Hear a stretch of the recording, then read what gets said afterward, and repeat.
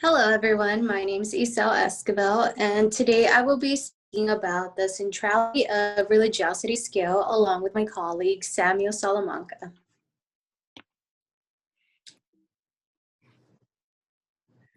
So basically, the main interest in choosing the scale was because we wanted to learn about the importance of religion and specific religious behaviors and how they were expressed in different diverse groups of people. Additionally, we were curious to find out how a person's religion and how those beliefs could be empirically measured through the use of a scale. So for today's topic, we'll be covering the components of the CRS, the structure, target population and demographics, the reliability, the validity, and evaluation of this measure as a whole, and then the citations. Okay, so in this slide, I will be providing you guys with a brief introduction of the CRS scale. So what exactly is a CRS? The CRS is intended to measure the centrality and importance or salience of religious meanings and personality. It was created by Stephen Huber and Odilo Huber. In total, there are 6 versions of the CRS, but they are divided by basic CRS and interreligious CRS. So the basic CRS consists of the CRS-5, CRS-10, and CRS-15. They are in fact the most popular and most used scales. For the interreligious CRS, it would be the CRS-I7, CRS-I14, and the CRS-I20. The CRS has been applied to diverse religious studies, such as in sociology of religion, psychology of religion, and other religious studies. It was originally based off the 5 dimensions of the multidimensional model of religion created by Charles Gluck.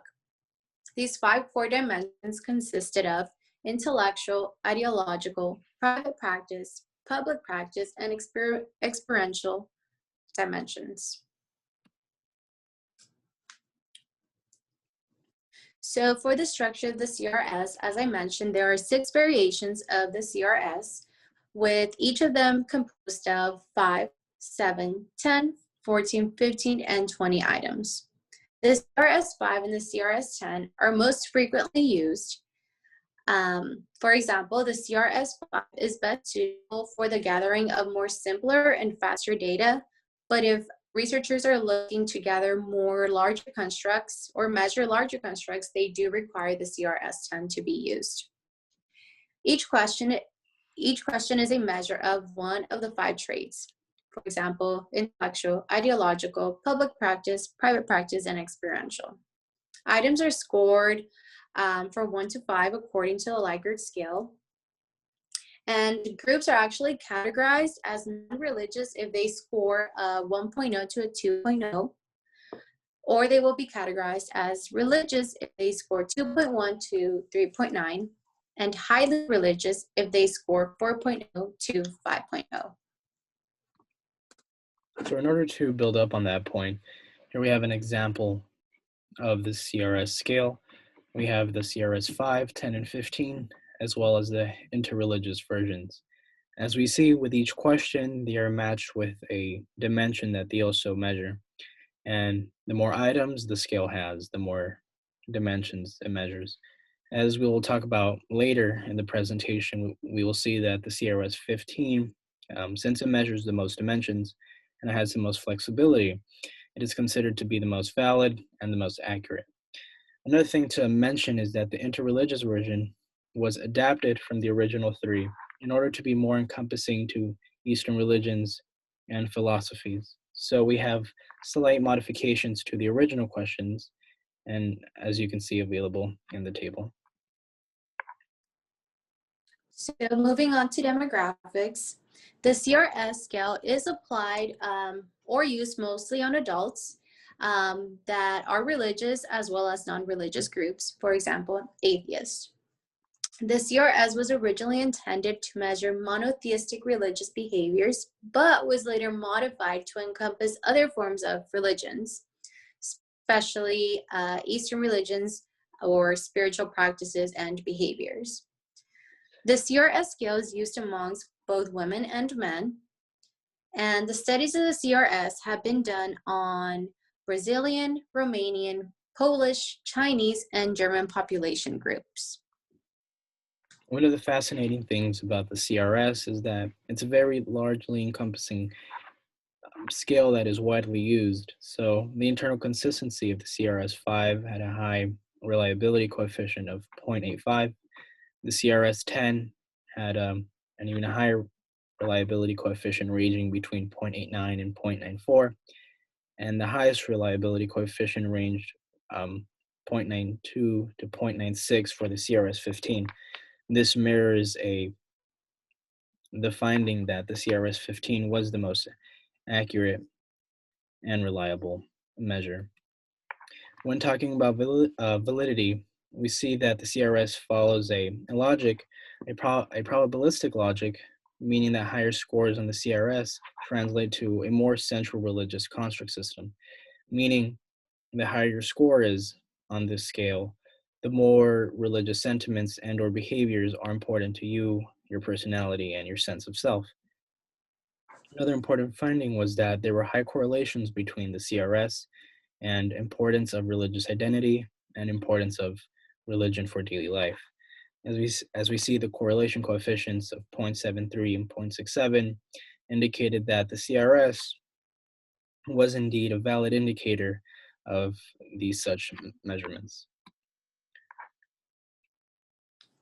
Okay, so we looked at a specific study that actually utilized the CRS-15 through a Romanian version. So the purpose of this study was to validate a Romanian version of the CRS-15 scale and assess the psychometric properties in religious people versus highly religious people.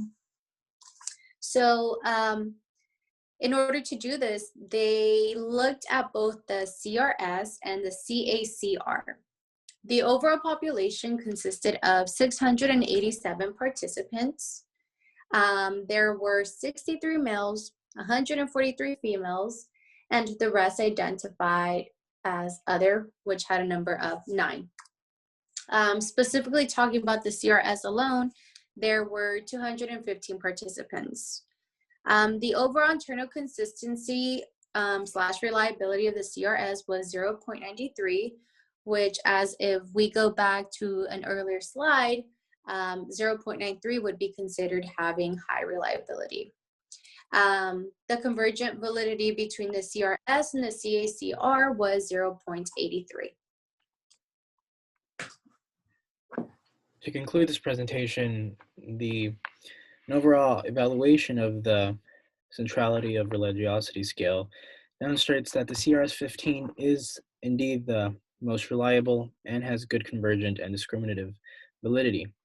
However, some concerns that arise despite the high validity are that there is some debate over whether the 5 core dimensions, those being intellectual, ideological, public practice, private, and religious experience, are assessed by the respondents the same way the researchers interpreted them. This basically means that the respondents may complete their assessment based on different criteria. We see this when the researchers debate on what expressions of religiosity are representative for the whole of religious life. As we see, the 5 core dimensions were indeed the logical best guess of the researchers as to which behaviors or expressions of religious life were the most important. However, in self-completed measures, a person always has the liberty of interpreting those dimensions in a completely different way. This also leads to another question that was being asked, whether the religious content of the CRS allows for trans-religious generalizability, meaning can the content of the scale be applied to or understood by different groups of peoples and or religions. Thank you very much. That concludes our presentation. Thank you.